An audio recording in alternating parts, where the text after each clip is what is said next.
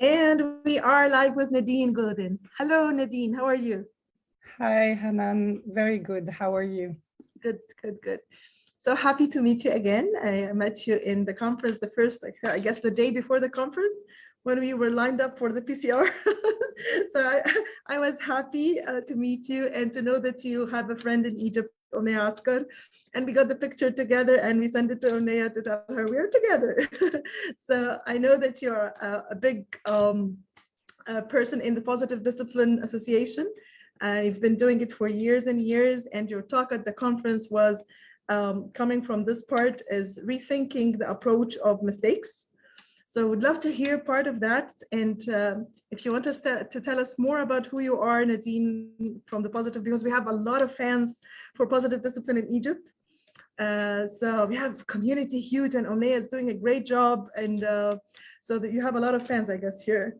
So tell us something. What do you do in Positive Discipline, and have you been there for such a long time? And so I've been a Positive Discipline trainer for many years and a lead trainer for a few years.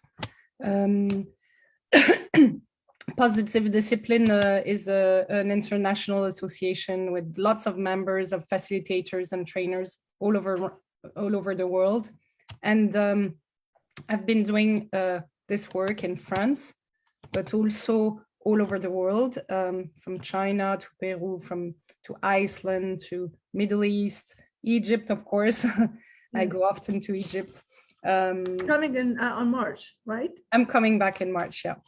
and I'm loving to do this Positive Discipline work because really, as a parent and as a teacher, I used to be a teacher as well, I realized that it was very difficult, this idea that I had to be a perfect parent or a perfect teacher. And, you know, it was driving me crazy. I was trying to become perfect. And then I realized, and hearing Jane Nelson say, you know, mistakes are wonderful opportunities to learn. Yeah. I was like, this is interesting, but what does it mean really? This is not what we're used to hear about mistakes. Yeah. So I started to dig into this idea of mistakes, and there are a few activities in Positive Discipline that see mistakes in a different lens. You know that neuroscience tells us that we do 2 to 5 mistakes an hour. Oh. So it's not about whether or not we're going to make them. You know, we're going to make them no matter what. It's about what we do with the mistakes. It's about our relationship to the mistake. You know, it's about having a healthy relationship to mistakes because we're going to make them. So, you know, it's really something we need to shift in order to be more encouraged in our lives and encourage our children, of course. And the way we see mistakes and we react to mistakes will help. So in my talk in the unconference, the parenting unconference, I did an activity where we talked about all of the ways we react to mistakes. Can you give me a few ideas of the way we react to mistakes? Do you have any ideas of what we do when we do a mistake? Some people would tend to fix it. Some people would tend to feel guilty about it and unstuck. They don't know what to do. And some people don't care about it. Some people don't care. We can hide, we can lie, we can repair, we can learn, we can recognize, we can, there are so many ways. And what we need to realize is there are ways that are constructive and there are ways that are not constructive. And very often we use the ways that are not constructive to react to mistakes. And then it leads to bigger mistakes. Or at least to unworthiness. Yeah. So really, it's about seeing when we make a mistake, what can we do that is constructive and helpful, and that will lead to better self-esteem and to, you know, actually fixing the mistake or moving forward. And I think that, you know, I had a big aha when I was talking with my daughter, and she was doing a presentation for parents about being raised with positive discipline.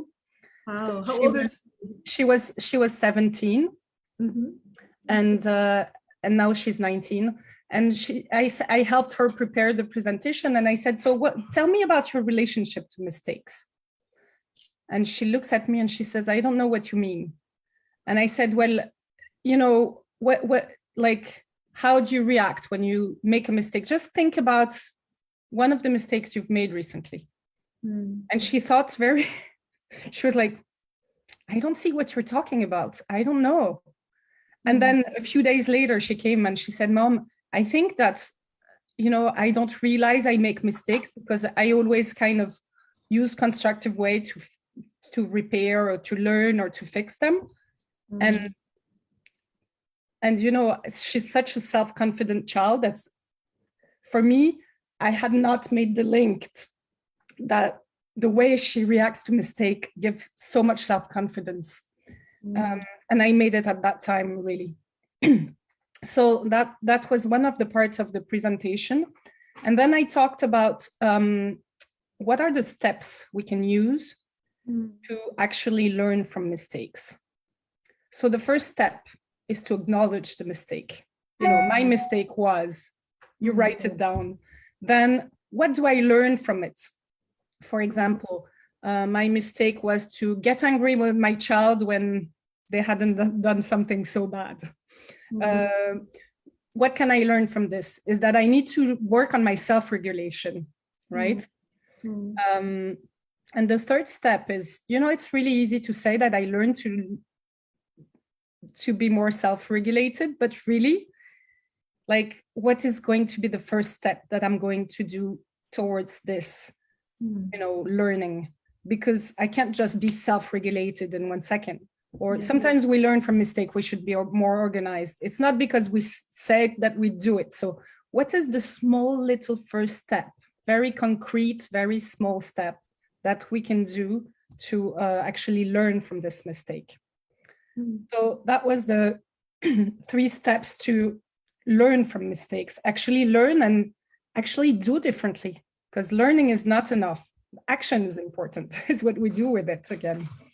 So the first step is recognize, to acknowledge, and then the second one is self-regulate or regulation. No, it's what I learned from the mistake. What I learned from my mistake is, and the third step is what is the first little step that I will do towards concrete step. What I learned. That's nice. Having a relationship and talking to mistakes is really good though. I did this mistake. I acknowledge that I did this mistake. I recognize it. What did I learn with it? And what is the first step that I can do? I mean, you are making a relationship with the mistake and befriending the mistake. So then you don't feel that there is something wrong about the mistake because it's part of learning. Yeah, and as I was saying, it's, you know, we try to move in one direction, and of course it happens that things don't go the way we want, or the way we think should be. And same with our children. I'm just seeing that your girl, 17 years old, and now she's 19, but yet she was not acknowledging mistake as something bad. I mean, what are you talking about? I mean, like a friend, like it's part of life. It's part of moving on in life. And so that's an amazing thing, an outcome of how you parented her in a way that she's okay with mistakes. And at the same time, it's adding to her confidence, because a lot of kids who lose their confidence is about, you know what, you did something wrong, you have something wrong in whatever you think about or you do. So putting the children down by always focusing on the mistakes and putting them down and feeling them like guilty about it and blaming them all the time is putting their self-confidence all the way. So this is the approach of seeing the mistakes is a way of building the confidence as it happened with your child. And other things that we didn't say, but you just said it now, what we do with mistakes, what actions we have, we blame ourselves, we blame others, we overthink it, we overanalyze it, we you know, there is so much around mistake that we do that brings us down.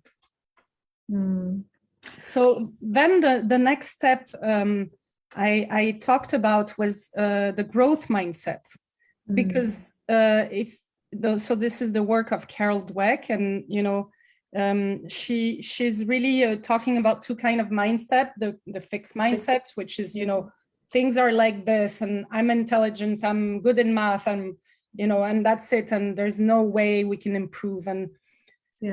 And the growth mindset is how to actually grow and progress and be creative, and that we need to make mistakes for that. We need to learn to make mistakes around that. So if you want, I can do an activity with you. Sure, I'm ready. I'm going to ask you to put yourself in the shoes of a child. Okay. And just concentrate on what you're thinking, feeling, and deciding as I read you those statements. Okay. I don't know. I can't understand. I can't do that. I'm not organized. I have a bad temper. I never have successes. I'm not good at this. This problem has no solution. So what are you thinking, feeling, and deciding? I'm feeling that I'm not good. And I'm thinking that I'm not good. I'm telling myself that I'm not enough. I'm not competent enough. I'm not good enough. I can't do it in life without help, external help. And I'm feeling disappointed in myself and the people around me. I'm not happy in life. Feeling like embarrassed, humiliated some occasions, and deciding to, I don't care. I'm not going to do anything. Okay. So I'm going to read you some other statements. Okay. I don't know yet. I don't understand yet. I can't do that yet. I will be able if I work hard. I haven't found the organization that suits me yet. I work on my self-regulation. I will slowly improve my temper. I'm not good at self-regulation yet. I don't have successes yet. I'm working on it. I'm not good at this yet. Soon I will if I practice. I don't know the solution to this problem yet. So what are you thinking, feeling, and deciding this time? Thinking is there is a way out. I can reach there. Feeling of hope. And I'm deciding that if I put some effort, I will achieve. So it's giving me hope. I can do it. So do you see how this the power of yet, this is what Carol Dweck talks in her TED Talk. It's really this only little word yet is giving hope and is giving encouragement, and it's not you being your mistake, The system.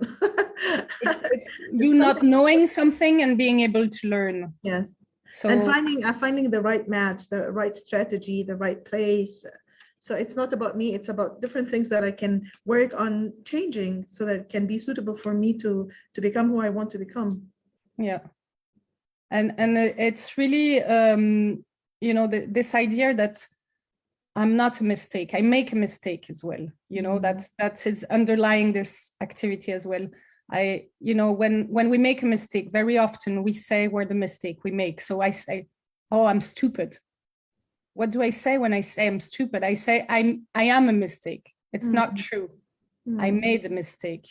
If I say I'm an idiot, I say I'm a mistake.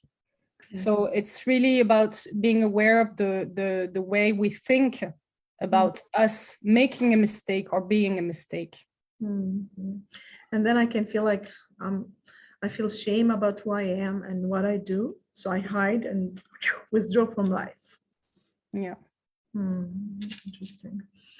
Okay, did you you said you mentioned I'm not sure if you mentioned the idea of the flower and the rose and the thorn or not. It wasn't you. No, it wasn't me. But I was relating to the mindset as well. Okay, so what else did you cover? I mean, you covered the idea of how the relationship with mistakes and the growth mindset. And then what I talked about is how we model as adults. making mistakes. Mm. So if you want, I can do also an activity that Yes. I did at I'm the ready. I can be a child. I can be an adult. I can be exactly. You're a child again, and this time I'm your mother. Okay. I'm your mother, and I'm baking a cake. Okay. And you're just playing near me. You're not interacting with me. You're just playing near me, and by listening to me, you know, just concentrate on what you're thinking, feeling, and deciding. Okay. So I put the chocolate to melt.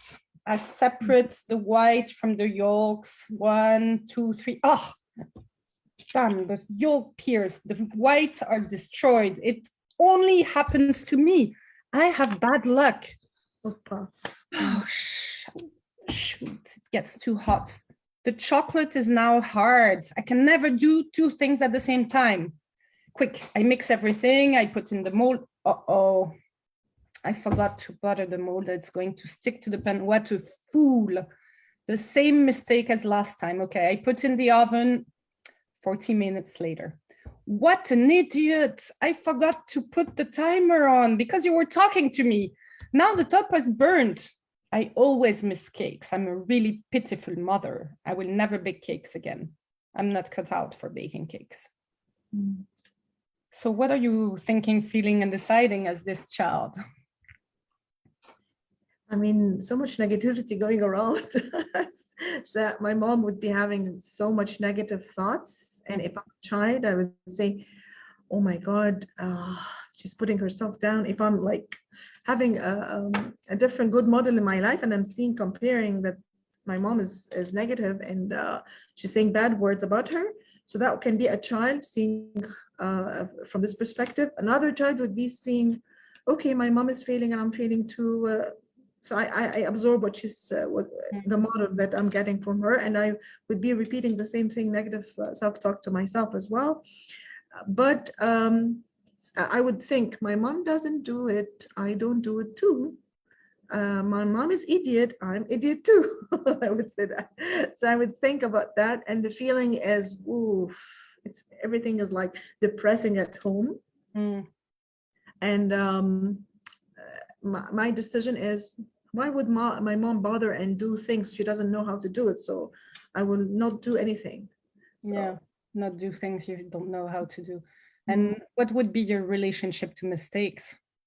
Afraid, don't want to do anything, don't want to initiate anything or learn something new because I may fail. Yeah, and you see this mother is saying to her child, you need to make mistakes to learn. And then she goes to school and she says, I don't understand why my child doesn't like to make mistakes because I always tell him it's okay. Yeah. But really for herself, she's not, you know. Yeah. So let's do the second scene. And you're the child again, and I'm a different mother. Okay. Who's worked on her good mother.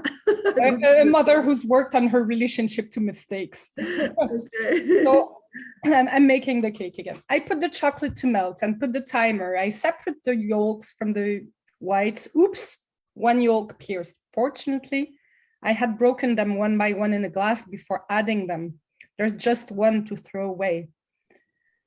Bring, the chocolate is melted. It's a little bit hard, but if I add some water, it will smoothen.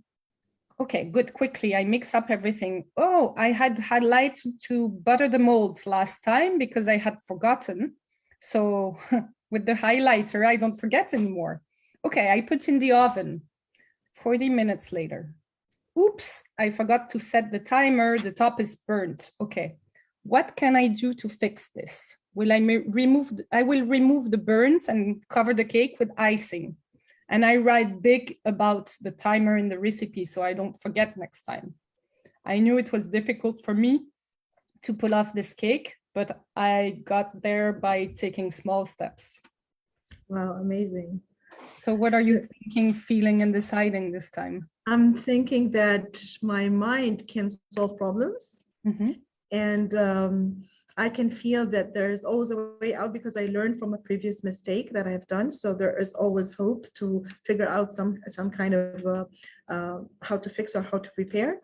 And I'm like self-compassionate with myself because I acknowledge that I did a small step, and that's a good thing in itself. So I mean, being compassionate is really good to yourself when you do mistakes, and it has to go in your relationship with mistakes. You have to understand that it's okay, and as long as you're learning from what you have done and you're working to improve. So do you see how a child that is with a parent modeling that mistakes are wonderful opportunities and we learn from mistakes? Yeah. You see how that can lead to a different way of relating to mistake, and you really have a different approach. And it's not easy because we don't do that naturally. We will more easily say, oh, I'm so stupid, I didn't do the right thing. Yeah. And as well, watching what you say is really important, because it's going to tell me what is my relationship with failure and what is my relationship with mistakes. So if we're starting with the parents, I mean, watch what you say. It identifies how do you think about life and mistakes and yourself. So this is very contagious to your child as well. Yes. And I think that's the parts that we don't do anything with our children, but we do like who we are, we work on who we are, will be so helpful. Like sometimes we think we have to do to the child, tell them that it's okay to make mistakes. If I show him all the time that it's not okay, he has two messages, and he will see, what we model is what he's going to follow more than what he hears. Yes. Interesting. Is there anything that in your presentation or talk that you want to add as well? Yes, there was another talk that another subject that I talked about is that, sometimes we want our children not to make mistakes. But if we go deeper into that, what does it mean? A child that doesn't make mistake, a child that does everything we want all the time. What is that? Would you actually like that? Would you like this child who's always doing what you want when you want, the way you want? I had when my children were younger, they were so I have 3. They were 2, 4, and 6, and I was very angry with them because it was not going my way. So I yelled at them. That was before I knew positive discipline, even though I did after 2, but it was before.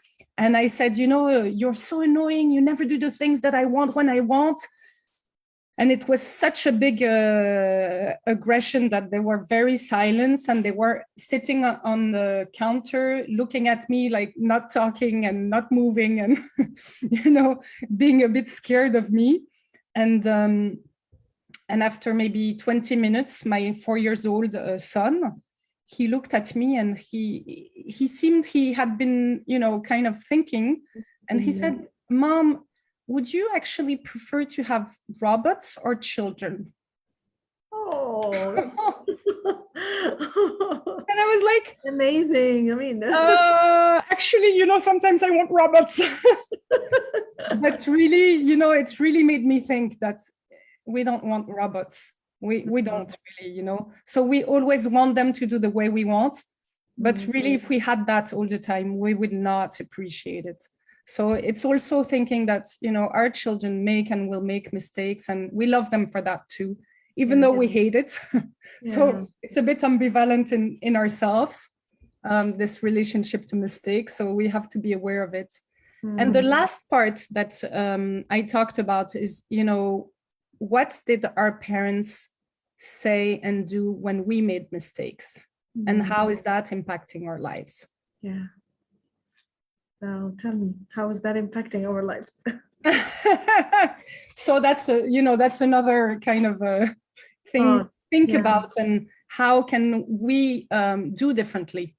And do we want to do differently? And what can we do that is more helpful to react to their mistakes? And what's the short and long-term benefits of learning from mistakes? What can we learn from that? So, and really, I think we always think and want our children to be a critical thinker, to have self-esteem, self-confidence, be resilient. It's all around mistakes, It's really like building strategies to react to mistakes differently and to see mistakes differently. Mm-hmm. If a mom is doing like have a bad relationship with mistakes and now she listened to you and then she want to start the first step, what is your advice on that? The first step is for her to create her list of constructive ways to react to mistakes, and try to use them as much as possible, and tell their children when they're using them. Okay, can you give me example of a constructive idea? I mean, like it could be when I make a mistake, I can talk about my mistake. I can recognize it. I can fix it. I can let go of it. I can forget sometimes if it's not important. I can share emotions. I can self-regulate. I can. What else? Do you have any ideas? How about we can define first, like define mistake first, because a lot of people would be what, and you have different meanings of mistakes. Like mistakes are horrible, and it's like very big on people, and some people would take it like mistake is just a mistake. So I think defining mistake and getting the meaning of mistake first, so that I can build relation on understanding the meaning of mistake. The mistake is what I don't want. The mistake is that I don't want something or that have consequence that other people will tell me they don't want. Because sometimes I don't know it's a mistake before I do it, because I have the reaction of other people. You know, if I hurt someone and I don't know I'm going to hurt someone, it will tell me I'm hurt and I didn't know that I did a mistake. Unintentional mistakes, yeah. But sometimes we hurt people as well, and we know it's a mistake. Yeah. Sometimes, you know, for example, the mistakes is everything that we think is not the right way to do things. So if I eat too much, I know it's a mistake for me. You know, I don't like eating too much, and then I feel guilty when I eat too much. So that's a mistake. So having a list, having the definition of mistake and a list of some mistakes that I do, so I can just I will start with finding a way for this mistake and recognize it, acknowledge it, self-regulate, and do the small little step towards it. So it's amazing. I mean, having relationship with mistakes, it's amazing, and it's helpful, and it's empowering, because it's part of life, and we are not robots ourselves, and we are human beings with a lot of faults, and failure is okay. And then as long as we're building and constructing to move forward in life. So and positive discipline is based on the work of Rudolf Dreikers, and you know, he says we have to have the courage to be imperfect and really realize that we're not superhumans, that we're not and nothing will make us, you know, better. It's really, we have to acknowledge that we're just, you know, good enough as we are, and that's, we need to have the courage to make mistakes and recover from them. Yeah. Interesting. Can't thank you enough for this special talk about mistakes, because we are so much dwelling in mistakes in our lives. So having this kind of relationship, it's empowering. Talking to your mistakes, acknowledging and doing the steps, self-regulating, and moving forward about it. So thank you so much, Nadine, for such a powerful talk. And it's really helpful, because we are doing mistakes as adults every day. And being part of life is good, and it's empowering to learn from them. And as well, dealing with our children with their own mistakes, and dealing with a lot of people around us. So nobody is free from mistakes. We all have mistakes. But what is empowering is understanding that imperfection is part of life, and we're growing. We are a masterpiece in progress, so we're keep on progressing. So thank you so much, Hanan, for this this time. I really enjoyed it. Yes, my pleasure. And it was like great to meet you there at the conference, and knowing that you're coming to Egypt in March. So welcome, inshallah. See you when you come, inshallah. Thank you. Bye. Bye, Nadine. Bye.